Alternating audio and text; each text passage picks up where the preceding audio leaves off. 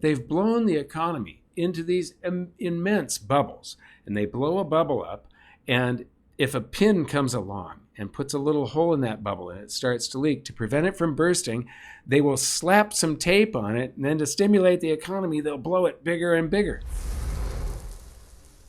This video is once again about the utter cluelessness of the morons and bozos that run our global currency system. And you know, I just realized today, I've still been calling it a monetary system when for the last 15 years I have been defining the difference between currency and money. And it can't be a monetary system if it doesn't use money. It's a global currency system, national fiat currencies. None of the problems that we are currently experiencing would be happening if we used money, something that wasn't created from debt, something that couldn't be expanded on a whim, indebting the global population like it is. But first, I want to just say that, I hope that everybody had a really great Independence Day. And if you live in the United States, I hope your 4th of July was great as well. So I'm going to visit this story on Zero Hedge, the most expensive Independence Day cookout ever. And, they talk about how many billions of dollars that people are going to spend this year versus, 2014, it was 6.3 billion. Now it's 9.5 billion. But they give the average cost. So the respondents saying they were going to celebrate this year at an average of $93.84 per person in these cookouts. Now, cookouts, this is mostly hamburgers, hot dogs, beer, and soft drinks, right? So we're getting close to $100 per person, up from $84.12. So let's take a quick look on a inflation or a percentage calculator here. $84.12 to $93.34 is 11% inflation. I'm rounding up here because it's pretty darn close to 11%. Now let's see what the CP-LI says. The Bureau of Labor Statistics with their CP-LI says that no, people are only going to spend 4% more this year. It isn't going to be. So food, they have it 6.7%. When we just saw that year over year, these are year over year statistics that the Bureau of Labor is trying to calculate here, and they're lying. It was 11%, not 6.7%. But, I pointed out a while ago that few videos ago that Yellen was blaming consumers for inflation, and that's the government's latest attempt to deflect blame for its policies, and it is. But Yellen also blames Americans for splurging for record high inflation, and she also says she was wrong about the risks of inflation, and she was wrong about the path that inflation would take.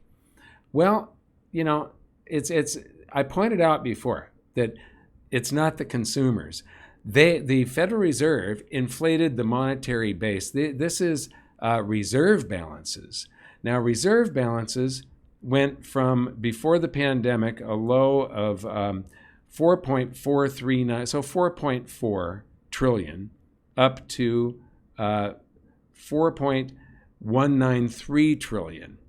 So now, reserve balances, when they inflate the bank reserves, this tends to end up going toward financial markets. These reserves are actually stuck here because the banks can't use them to actually buy something, but under QE, they're instructed by the Federal Reserve. When the Federal Reserve buys assets from the banks and puts all this cash on their balance sheet as bank reserves, they then instruct them to go out and buy something, that thing that ends up being owned by the Federal Reserve.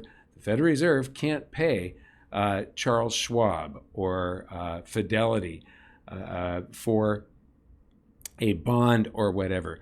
They pay the bank.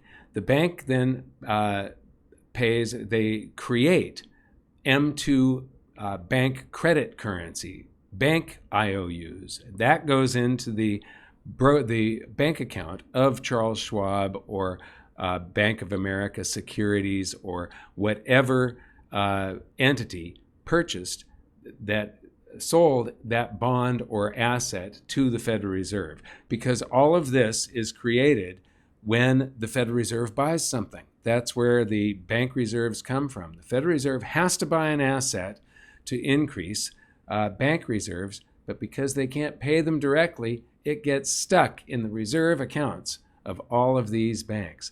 So from 1.44 up to 4.19 is a 190%, 191% increase.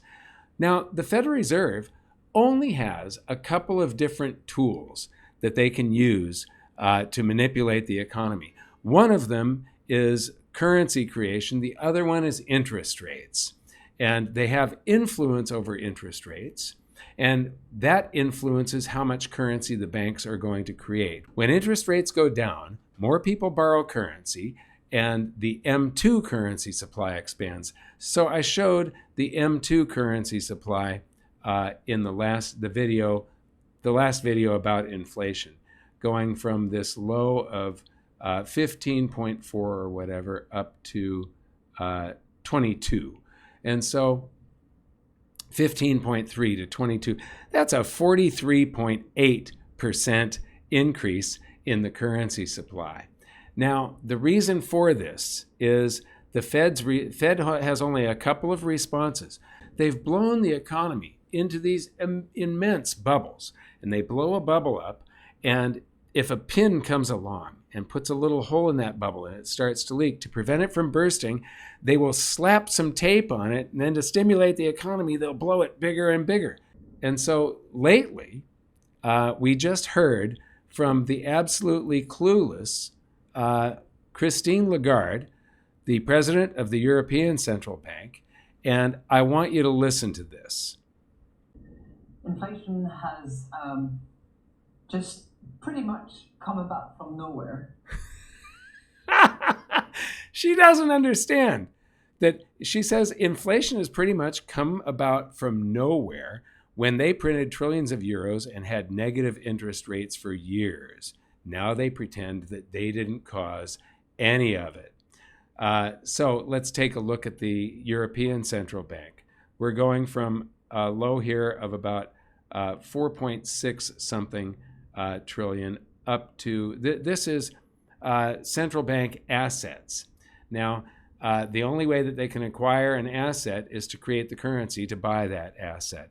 I couldn't find European Central Bank base currency data, so I've got their assets instead, to 8.8. So let's take a look at 4.7 to 8.8. Whoa, an 87% increase in their base currency. And so I'm going to show you something from Lobo Tigre, aka Louis James, and this is, he says it's the Federal Reserve doing training their economists, but this is actually all central banks worldwide. This is what their economists are trained to do in case of some sort of economic crisis. If it wasn't so evil, I would call this beautiful. I want to thank you for watching. We'll see you next time. Thanks for watching, but this is by no means the whole story. If you want the full story, including my free online-only chapters and companion videos, there's a wealth of information at ggsr21.com. Thanks.